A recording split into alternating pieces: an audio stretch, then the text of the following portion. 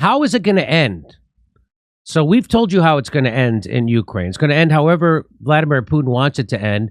But how it's going to end is they're going to keep the Crimea. They're going to keep the section of the Donbass. It's going to stay under Russian control. That's what's going to happen. That's how I see it happening. And even Henry Kissinger said that Ukraine has to cede territory to Russia to end this, whether they want to or not. So how does it end? Fissures emerge over what constitutes victory in Ukraine. So let me go all the way to the end. So here's how it's going to end. So right now, in pink, this is all controlled by Russia. This is the Donbass. Right, Jackson? I got this right? Yes. So there's Donetsk, there's Luhansk. And so Russia has all this. And the purple is held by Ukraine. Okay, you see? All right, you see the problem?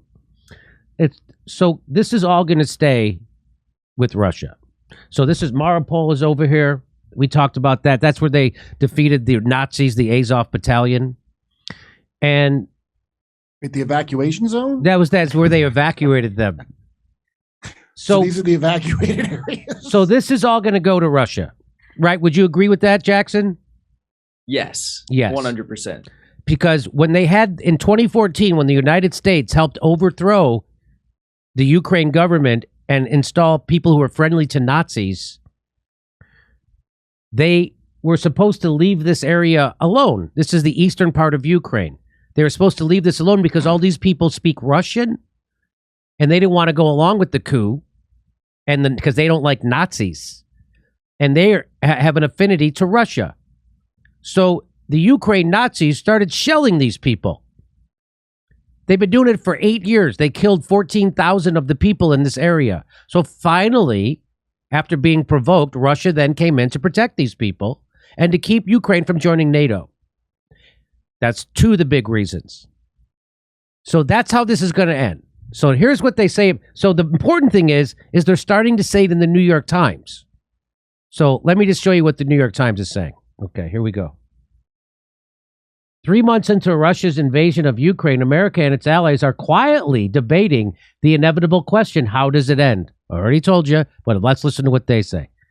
In recent days, presidents and prime ministers, as well as the Democratic and Republican Party leaders in the United States, have called for victory in Ukraine. But just beneath the surface are real divisions about what that would look like and whether victory has the same definition in the United States and Europe, and perhaps most importantly, in Ukraine.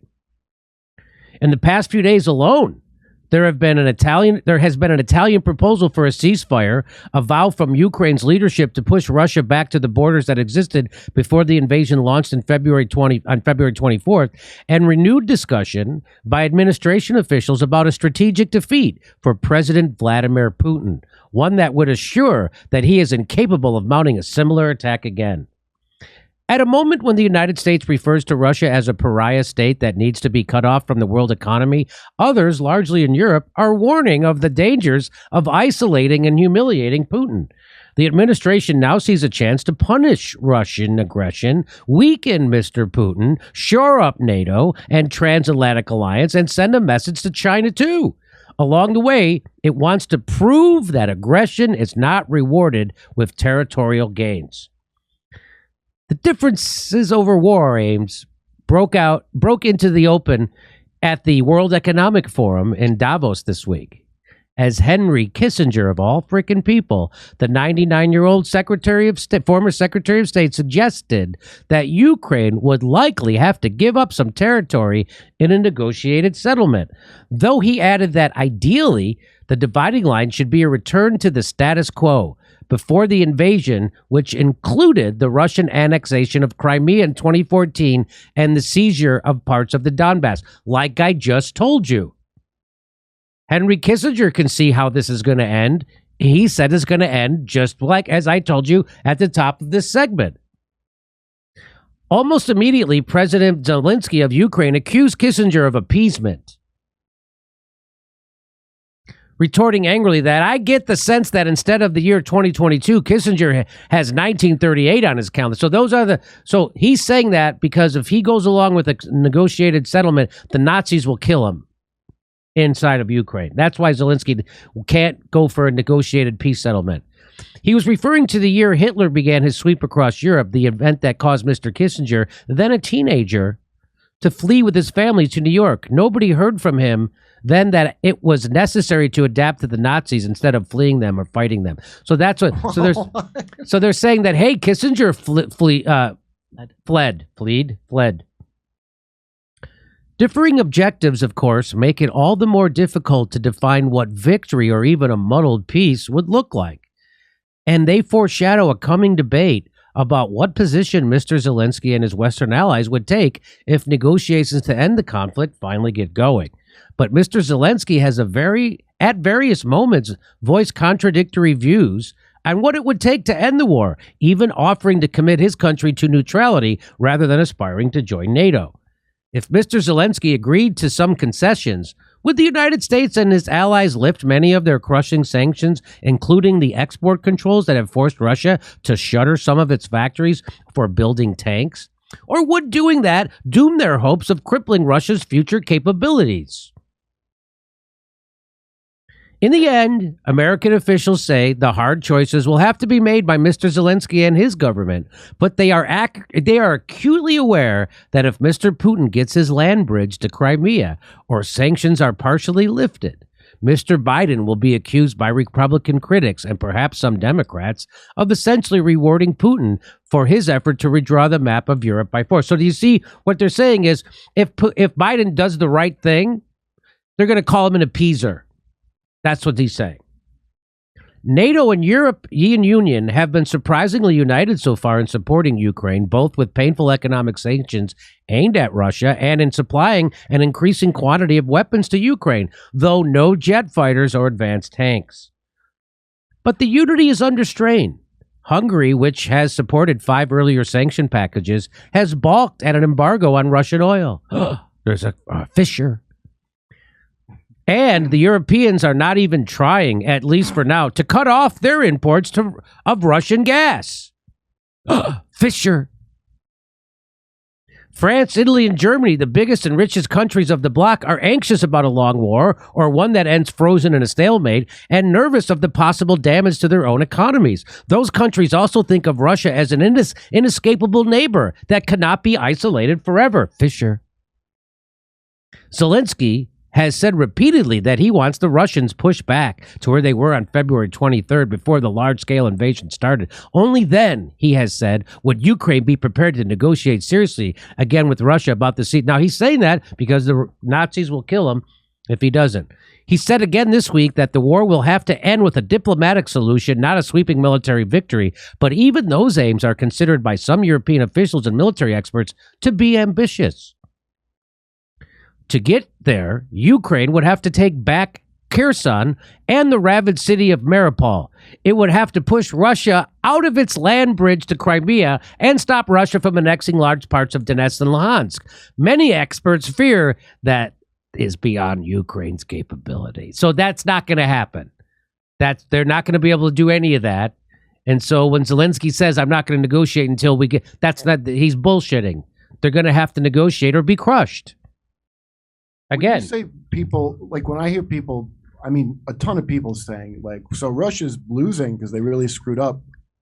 Is the idea that they're losing because what Putin really wanted was to take all of Ukraine and he didn't get all of it? Is that what they're basing it on? Saying no, like, what? The random people you're referring to that you talk to and see online and what have you are just repeating propaganda told to them by the corporate media. They're being told that Russia's losing and they're being told that Ukraine's winning. And so they just repeat it. That's it. Just like they're like, you know, like remember when we invaded Iraq and there was that guy, Baghdad Bob, he would just come out and say, we're doing great. We're winning. And that's what we're doing. It's called propaganda. Did you ever watch Johnny Harris, the ex-Mormon, bright-eyed? Yes. I like it when Johnny Harris slowly discovers things, but he did one on Ukraine. I was like, he was like, Russia says because NATO expanded. No. And like, it sounds like it's exactly why it happened, because they didn't want NATO to expand. I don't know who Johnny Harris is. Oh, you got to treat yourself. Oh, is he some random guy on somewhere? Or is he? Imagine if Jackson Hinkle was a really innocent ex-Mormon of a young with blonde hair. So you're talking about some preacher who's prominent? He's not New York Times video essayist. Oh, that's who this guy is?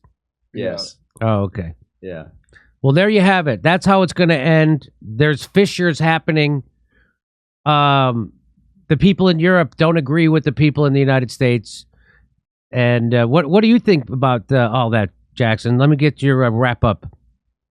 I think you're spot on. And more people in the Western press are beginning to admit what's going on because they understand that if the war continues and Russia continues making advances, and just today they secured the town of Liman, which is basically evidence that they're about to fully encircle 16,000 Ukrainian troops in the Donbass. The European economy is going to continue to be hit. Ukraine's going to lose more and more land. NATO is going to become more divided, as is the EU, and weaker. And these things aren't good for the stability and strength of the West, especially when they're gunning up with a war against China. So there's some rational voices, like, oddly enough, Henry Kissinger, that see the writing on the wall and are trying to stop things from getting worse. Unfortunately, I think their voices are few and far between. Jackson, can I ask you a question? How? Because I just had a friend, my friend who lives in Romania sent me this, and he's like, well, it's good. Now China sees that it can't just go into Taiwan, which that's not what I was taking from this. It looked to me like China's like, we'll go in as soon as the time is right, and we're going to have your own data to figure out when that is. But is that like who's putting that out there that this is scaring China somehow? Probably all the think tanks. I mean, all the think tanks in DC right now are not focused on Russia. Everyone in the Beltway is focused on China because they've already seen that the bomb has already exploded in Russia and they see how it's unfolding, and they're all focused on China. But as Trump's former Pentagon senior advisor, Colonel Douglas Macgregor, said, so long as Russia and China share a border and there's not a new Sino-Soviet split, they're going to hold each other up as far as like their commodity and trade exports. I mean, trade between Russia and China has increased 75% since this quarter last year. And they're not going to let each other fall, because if one of them does, then, the other one will be soon to fall next. So if anything, I think China's happy seeing how this is all unfolding and how many countries are coming and saying that they're not going to condemn Russia. Did China at any point condemn Putin in any way that I'm not aware of? Because somebody said to me, I'm like, I don't remember ever. No. Yeah. No. And the BRICS nations, it's Brazil, South Africa, India, all those nations came together and said that they're not going to condemn Russia either. So the exact opposite is happening. The ruble is stronger than ever. The dollar is the one that's going to take it on the chin. We're getting inflation back here at home, food shortages, gas prices through the roof, and now the European NATO alliance is starting to have fissures. So the exact opposite is happening. I don't know who you think is running the country, but it's not Joe Biden, and we know that because he's demented. We also know it's not Kamala Harris because she talks like she's demented. And so it's somebody from the CIA. Who's running the country? Who's doing this? Who knows? Over to you, Steph. Well, I'm just grateful for having a clean conscience with not using that. That's right. Here we're doing stand-up comedy in Irvine, California, Las Vegas, San Diego, Salt Lake City, Indianapolis, Louisville, all over the place. Go to jimmydorecomedy.com for a link for tickets.